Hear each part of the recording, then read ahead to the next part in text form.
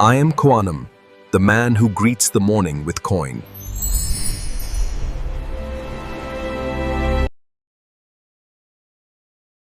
네, 코아남입니다. 촬영 시점은 2026년 8월 28일 금요일 아침 4시 반경입니다. 네, 촬영 시간 현재 저희 비트코인은요, 80K를 기록 중에 있네요. 지금 암호화폐 시장은 4년 주기 사이클의 큰 하락장, 1년의 하락장이 진행 중이다 라고 기존의 4년 주기 사이클을 갖고 계신 분들의 의견들이 좀 많은 것 같아요. 지난주에 저희가 25% 이상 급등을 했는데도 국내 시장의 투심은 아직 회복이 안 돼 있는 것 같은 분위기가 느껴지고, 기존의 저 코아남과 여러분들처럼 투자를 계속 지속적으로 하고 계셨던 분들 사이에서만 이 상승에 대한 의미를 좀 부여하고 있는 것 같아요. 하지만 저 코아남은 이번 상승에 대한 의미를 좀 더 긍정적으로 더 바라보고 있고요. 과거의 그 4년 주기 패턴과는 다른 하락장이 연출이 됐었고, 따라서 지금 이 상승도 이 하락장을 마치고 좀 더 다른 패턴이 나오지 않을까라고 개인적으로 기대를 합니다. 그 이유는 우리가 잘 알다시피 이 PMI 지수, 지금 55.6을 기록한 PMI 경기확장 지수가 본격적으로 상승하고 있고, 아직 시장의 유동성이 풀려있는 상태이기 때문에 그런 희망을 갖게끔 만들어주는 거고요. 이번 주에 나왔던 PC 발표나 그리고 23년부터 이어져 왔던 AI 사이클, 빅 사이클이죠. 주식장과 이 위험자산 시장에는 이 AI 사이클이 아직도 한참 진행이 되고 있구나 라는 걸 봤을 때는 뭔가 사이클이 좀 다르게 움직일 수 있다라는 생각이 좀 들긴 합니다. PC 물가도요, 기존 예측치하고 거의 비슷한 결과를 발표를 했어요. 예측치보다 조금 높은 결과가 나왔는데요. 그래도 소비자 물가지수, 생산자 물가지수를 통해 어느 정도 이 PC 결과가 예측이 돼 있었던 상태이기 때문에 해당 수치가 시장에는 큰 영향을 미치지 못한 부분으로 해석이 되고요. 네, 그래도 아직까지는 이 물가, 인플레이션에 대한 우려가 조금은 내재되어 있는 현재 위험자산 시장이다 라고 보는 게 맞을 것 같아요. 따라서 오늘 저녁에 있을 연준의 잭슨홀 미팅 연설이 굉장히 주목이 되고 있어요. 9월 달까지의 3분기가 끝나고 10월, 11월, 12월까지 이어지는 4분기, 이 26년 하반기에 큰 척도가 될 것 같습니다.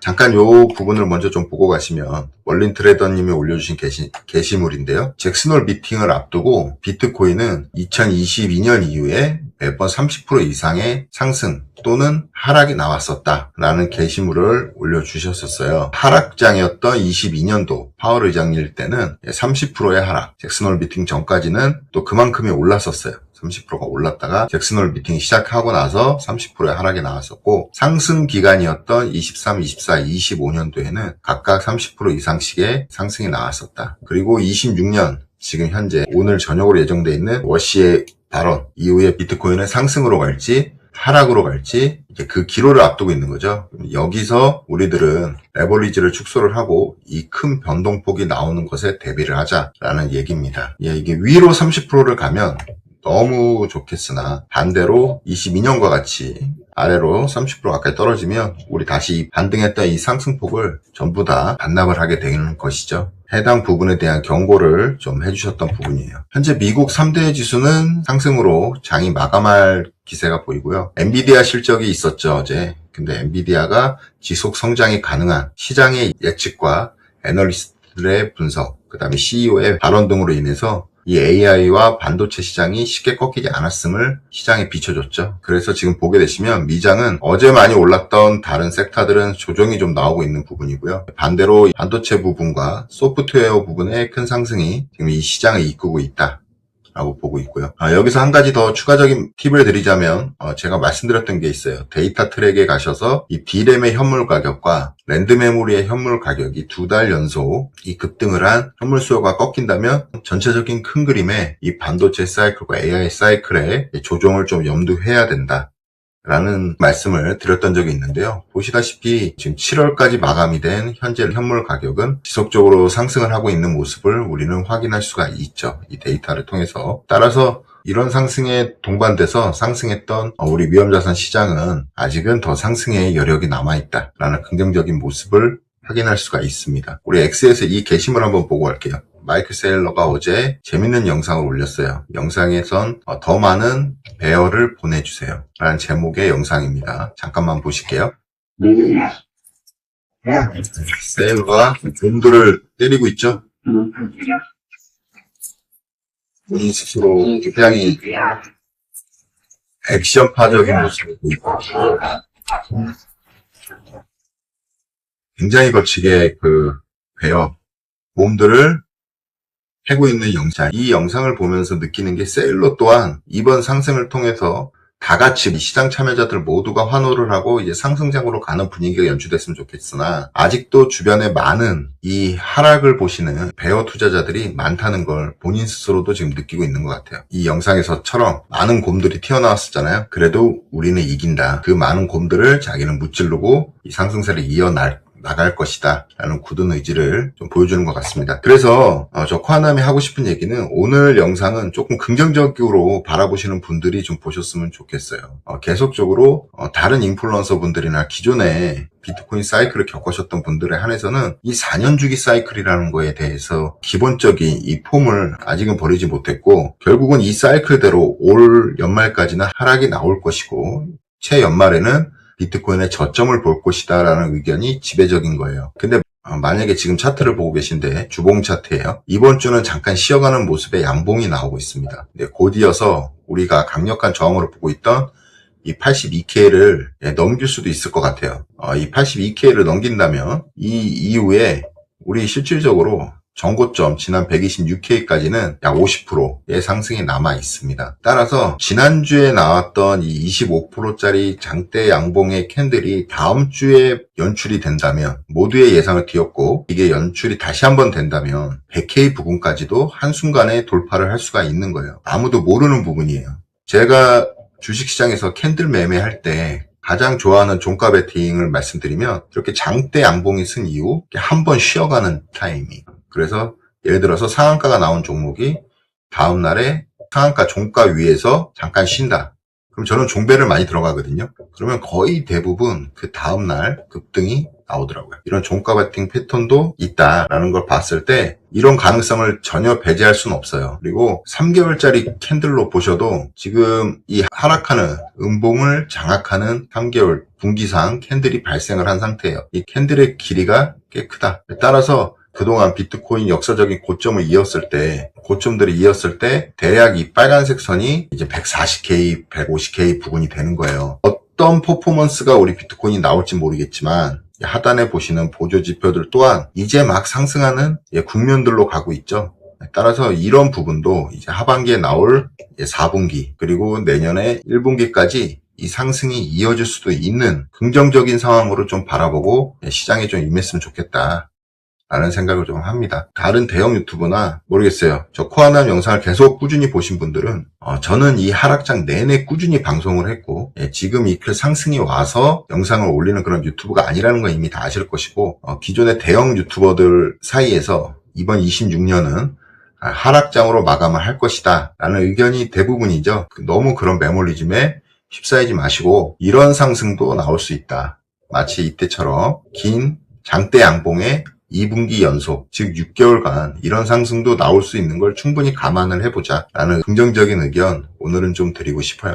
저 또한 그렇게 희망을 하고요. 선행적으로 보시면 우리는 이 IBIT, 비트코인 현물 ETF죠. 블랙락의 현물 ETF 차트가 선행을 한다고 봐야 돼요. 일단 이쪽으로 ETF 자금이 현재 많이 들어오고 있고 해당 그 ETF 차트는 기존에 있었던 주봉상 이 장대 음봉으로 떨어졌던 이건데요. 이 캔들을 이미 돌파를 한 상태예요. 비트코인보다 먼저 강력한 저항을 지금 돌파를 한 상태죠. 보시면 돌파를 하고 지금 우리가 지난 올해 2월이에요. 올해 2월 달에 이 갭으로 떨어졌던 이 장대 음봉을 이제 돌파를 앞두고 있는데 예를 들어서 ETF가 먼저 $46 이상을 돌파하고 해당 위치 이런 매물대로 진입을 하게 된다면 이 하반기의 비트코인 상승에 대해서 확신을 좀 가져야 돼요. 확신을 가져야 된다. 지금 현재 미국장은 연일 신고가가 나오고 있습니다. 여러분 아직 한국 주식만 하시는 분들은 잘 모르실 수 있지만 그래도 미국장은 계속 참고를 하실 거라고 생각을 해요. 미국장은 계속 신고가가 나오고 있다. 그 이유는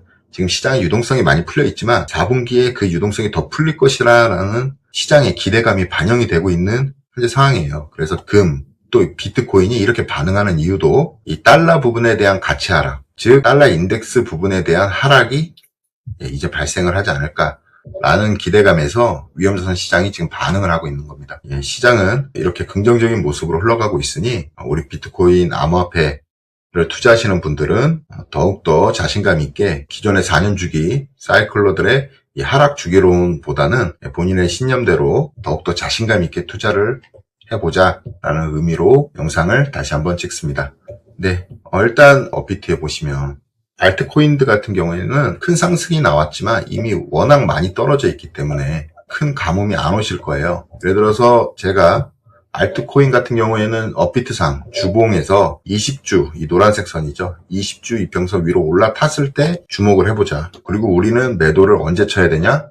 일단은 이 고점에 물려 계시더라도 알트코인에 대한 피해를 최소화하기 위해선 이 하단에 보시면 이 RSI가 큰 기준표가 돼요. 큰 기준표가 된다. 즉 RSI 80 이상이죠. 표시를 할게요. RSI 80 이상에서 매도를 했을 때 가장 좋은 성과가 나올 수가 있다. 지금 현재 우리가 바닥을 찍었을 때 가격이 이 솔라나 같은 경우는 87,000원, 86,000원까지 갔었어요. 따라서 이 RSI 80이 되더라도 이 고점까지는 못 갈 수 있습니다. 이 25만원, 26만원 첫 번째 저항받았던 요 라인까지 갈 수가 있어요. 만약 RSI가 움직인다면. 그러면 이 부분에서 내 평단이 아직 안 오시더라도 일단 저 코아난 같은 경우에는 절반 이상을 매도를 한다. 그동안 우리가 한 3년 이상 알트코인을 들고 있었잖아요. 매도를 하는 전략으로 간다. 라는 부분 말씀드렸고, 나머지 부분은 이런 슈팅이 나왔을 때 해결을 한다.